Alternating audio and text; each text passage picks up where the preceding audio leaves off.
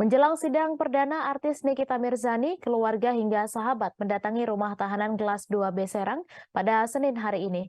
Berdasarkan pantauan, Pujianto, sahabat Nikita Mirzani mengaku akan mengawal mobil tahanan Nikita Mirzani yang akan membawa ke Pengadilan Negeri Serang. Setidaknya 10 orang perwakilan terdiri dari sahabat, tim kuasa hukum dan pihak manajemen akan hadir pada sidang perdana Nikita di Pengadilan Negeri Serang. Untuk informasi selengkapnya akan disampaikan langsung oleh wartawan Tribun Banten, Milda Niati, yang kini sudah terhubung bersama kami. Silakan rekan Milda.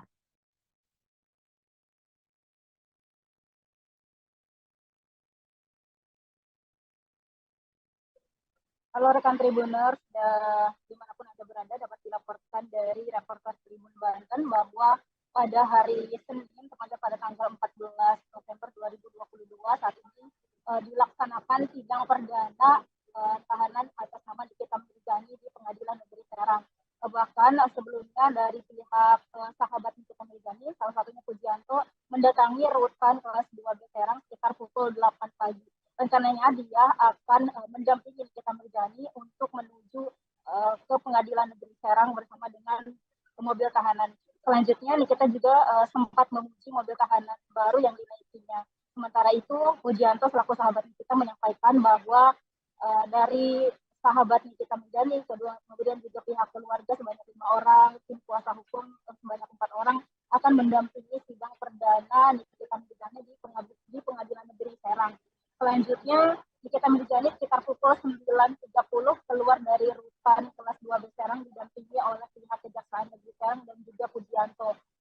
Setelah keluar dari rutan, kita tampak wajahnya berseri, dia juga mengenakan pakaian modis, menggunakan setelan kemeja berwarna putih panjang, kemudian juga celana levis, bandana, dan juga kacamata. Nikita tidak terlalu banyak berkomentar, dirinya langsung masuk ke dalam mobil tahanan dan juga langsung menuju ke Pengadilan Negeri Serang.